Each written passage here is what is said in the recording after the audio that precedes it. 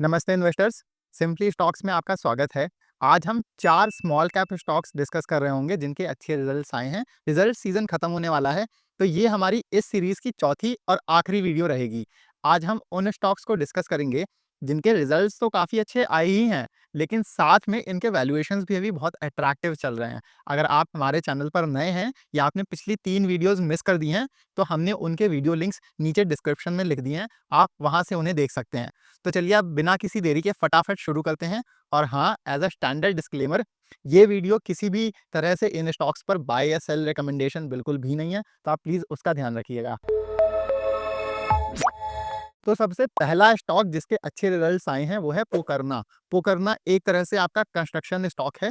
ये company quartz surfaces बनाकर उन्हें एक्सपोर्ट करने के बिजनेस में है। क्वार्ट्ज एक तरह का पत्थर होता है और क्वार्ट्ज सरफेसेस आप ये मेरी स्क्रीन पर देख पा रहे होंगे।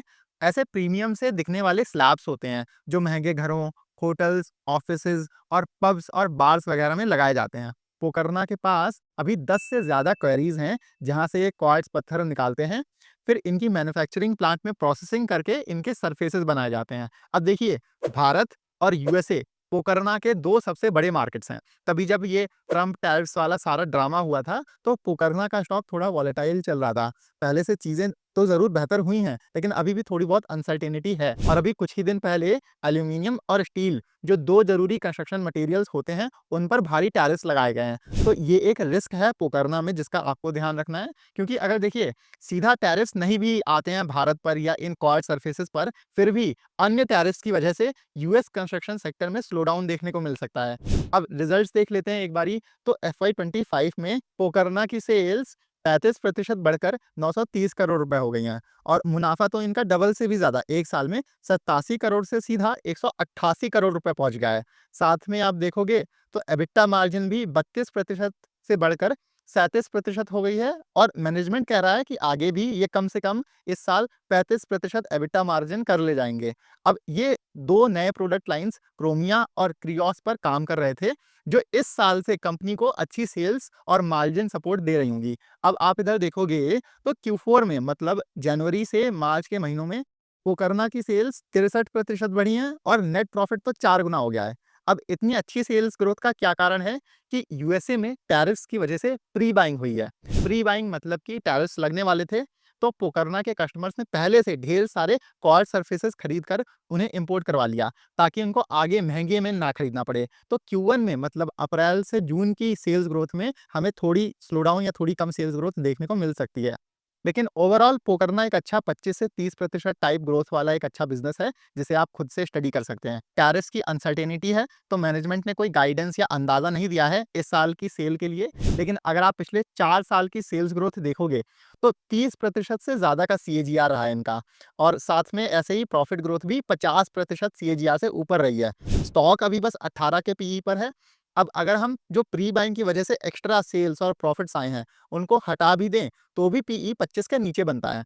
तो बिजनेस अच्छा 25 से 30% के रेट से ग्रो कर रहा है, तो आप इसे देख सकते हैं, एक बारी खुद से स्टडी कर सकते हैं। अब दूसरा बिजनेस जो हम स्टडी करेंगे वो है एलेकॉन इंजीनियरिंग कंपनी।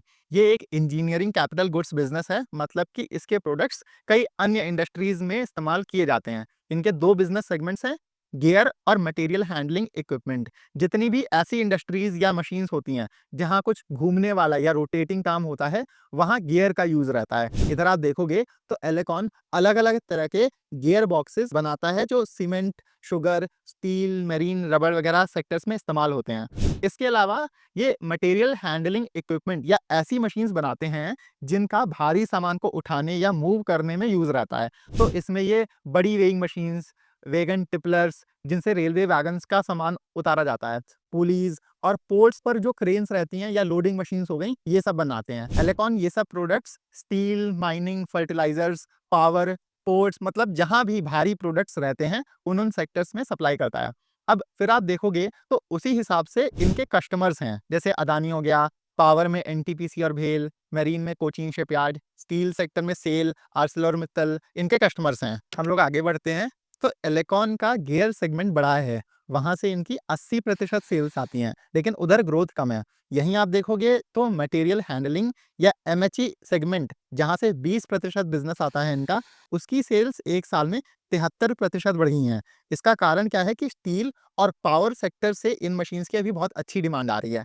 साथ में गियर बिज़नेस में भी रिकवरी हो रही है। गियर डिवीज़न की सेल्स पिछले साल से 5.5% बढ़ी हैं, लेकिन इस साल के लिए इनकी ऑर्डर बुक 9% ग्रो हुई है और एमएचई डिवीज़न की ऑर्डर बुक 40% बढ़ी है, जिससे कुल ऑर्डर बुक एलेकॉन की 19% बढ़कर 950 करोड़ रुपए के आसपास पहुंच गई है।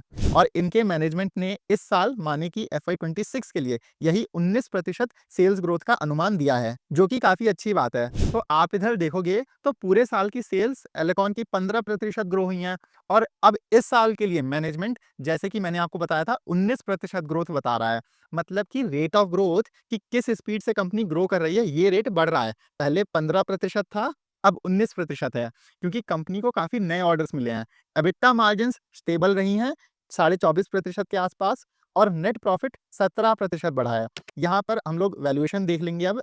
तो ऑर्डर बुक 19% बढ़ी है और मैनेजमेंट ने इस साल के लिए 2650 करोड़ रुपए सेल्स का अंदाजा दिया है।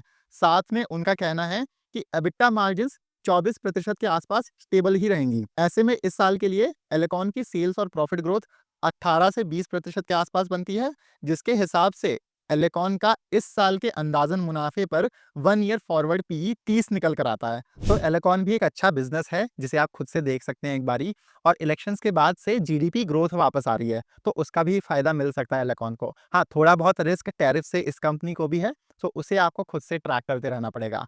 अब देखिए, आज एलेकॉन का स्टॉक अच्छा है क्योंकि रिजल्ट्स अच्छे आए हैं, लेकिन 3 महीने बाद अच्छा रहेगा या नहीं, वो हमें देखना पड़ेगा जब उसके फिर से रिजल्ट्स आएँगे। कई लोग ये बात नहीं मानते हैं, लेकिन लॉन्ग टर्म इन्वेस्टिंग वगैरह सब झूठ है। Retail investors long term investing के गाने गाते रहते हैं और जो स्टॉक्स बेकार परफॉर्म कर रहे हैं, उनको भी लेकर बैठे रहते हैं। आप इसको ऐसे देखो कि आप किसी स्टॉक को लॉन्ग टर्म के लिए तभी होल्ड करोगे ना, जब हर क्वार्टर, हर साल उसके अच्छे रिजल्ट्स आते रहेंगे। वरना लॉन्ग टर्म इन्वेस्टर्स तो आइडिया और रिलायंस पावर के भी रहे हैं।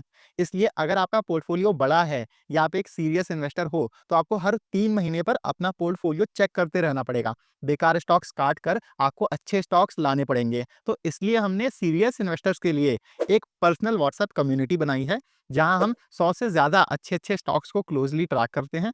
उनके business model, valuation, risk factors, कैसे रिजल्ट्स आ रहे हैं, सब पर डिटेल में डिस्कशन होता है। यहाँ हम अपना पोर्टफोलियो भी शेयर करते हैं और वन ऑन वन आपके सारे डाउट्स भी क्लियर करते हैं। हाँ, लेकिन हम किसी भी स्टॉक पर बाय या सेल कॉल्स नहीं देते हैं, हम सेबी रजिस्टर्ड नहीं है। हमारा काम सिर्फ आपको सही और पूरी इन्फॉर्मेशन देना है स्टॉक्स पर। अगर आप इंटरेस्टेड हैं, तो आप इस नंबर पर व्हाट्सएप कर दीजिए, वरना इसी का हमने डिस्क्रिप्शन में लिंक भी दिया हुआ है, आप उस लिंक से भी हमें मैसेज कर सकते हैं। और याद रहे, ये एक पेड कम्युनिटी है, जिसकी महीने की फीस बस 850 रुपए है। मतलब आपको बस 850 रुपए में हर महीने इतने सारे अच्छे-अच्छे स्टॉक्स पता चलते रहेंगे। इसमें 2 प्लान्स हैं, 6000 रुपए का 6 महीने के लिए और 10,000 रुपए का साल भर के लिए।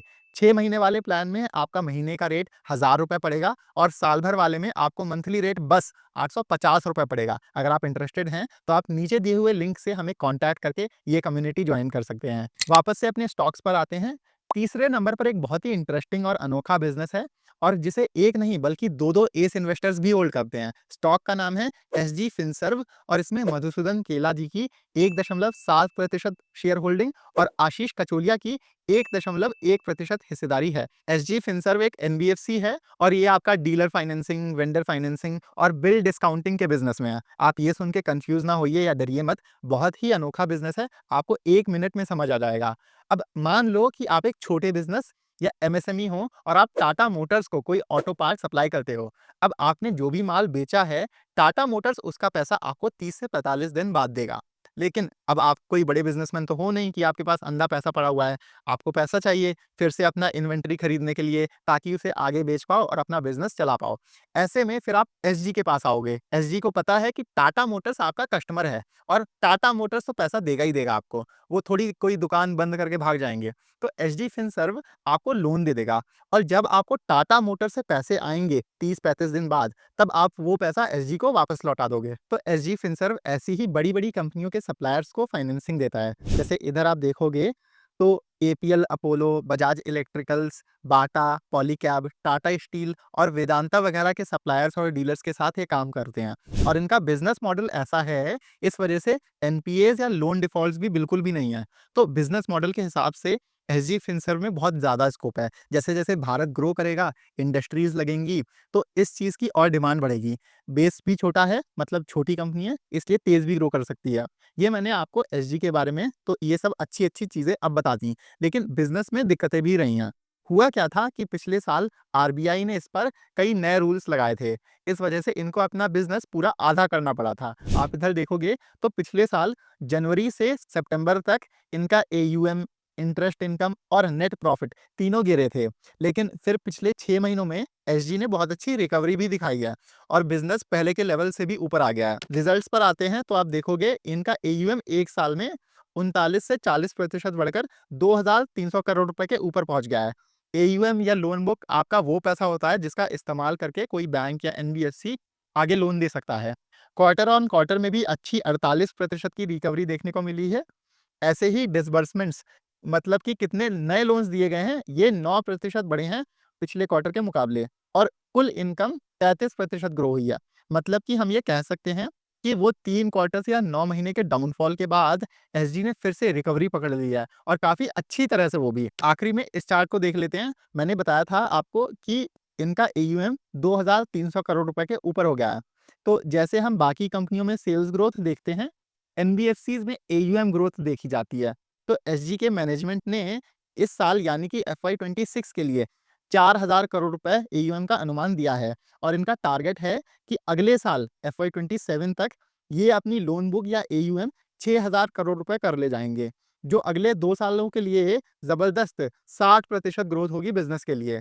और जैसे जैसे ग्रोथ आएगी तो मार्जिन्स और रिटर्न रेशियोज भी बेहतर होते जाएंगे। तो एसजी फिनसर्व भी एक अनोखा तेज ग्रो कर रहा बिजनेस है, जिसे आप खुद से देख सकते हैं। चौथा और आखिरी बिजनेस जो हम स्टडी करेंगे वो है नोवामा वेल्थ मैनेजमेंट। ये पिछले 1 साल से हमारा पोर्टफोलियो स्टॉक रहा है। इसके भी काफी अच्छे रिजल्ट्स आए हैं और रिजल्ट्स अच्छे खासकर इस वजह से भी हैं क्योंकि किसी को उम्मीद नहीं थी कि नोवामा के अच्छे रिजल्ट्स आएंगे।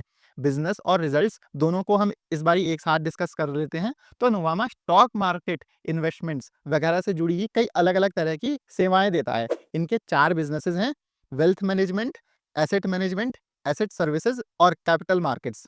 तो सबसे पहले इनका वेल्थ मैनेजमेंट बिजनेस है, जो चौथे क्वार्टर में 20% ग्रो किया है और पूरे साल की भी इसकी 20% की ग्रोथ रही है। वेल्थ मैनेजमेंट बिजनेस में ये करोड़पतियों और अरबपतियों को पोर्टफोलियो मैनेजमेंट की सेवाएं देते हैं।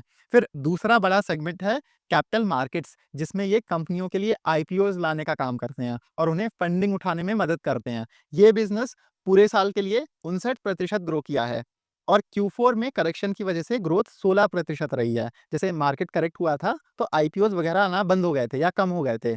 इसके बाद अब जो सबसे अनोखी चीज हुई है इस स्टॉक में, वो है इनका एसेट सर्विसेज का बिजनेस। ये बिजनेस 1 साल में डबल हो गया है और Q4 में भी जबरदस्त 85% ग्रोथ देखने को मिली है। एसेट सर्विसेज में आपका कस्टोडियन बिजनेस आता है, मतलब कि इसमें नोवामा क्या करता है कि एफआईआईज या डीआईआईज हो गए, उनका पैसा अपने पास सेफली स्टोर करके रखता है और फिर जो भी ट्रांजैक्शंस करने होते हैं तो नोवामा के जरिए वो सारे ट्रांजैक्शंस होते हैं।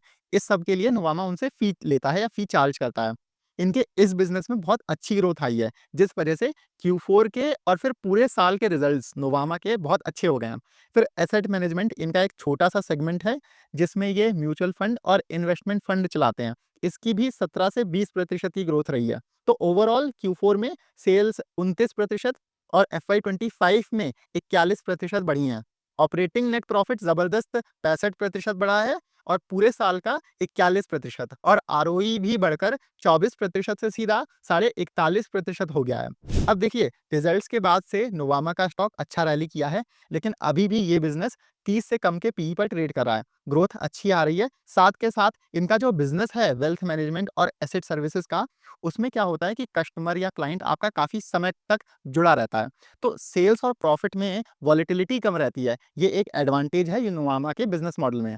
इसके अलावा अभी भारत में स्टॉक मार्केट और वेल्थ मैनेजमेंट सेगमेंट्स में अच्छी ग्रोथ आ रही है। जैसे इधर आप देखोगे तो पिछले 5 सालों में एफआईआईज का पैसा 24% सीएजीआर के रेट से ग्रो किया है। ऐसे ही हेज फंड्स और पीएमएस के एसेट्स अंडर कस्टडी 50% सीएजीआर से बढ़े हैं। इसके अलावा भारत में करोड़पतियों और अरबपतियों की संख्या बहुत तेजी से बढ़ रही है, जिस वजह से वेल्थ मैनेजमेंट मार्केट अगले 5 सालों में 3 गुना हो जाएगा।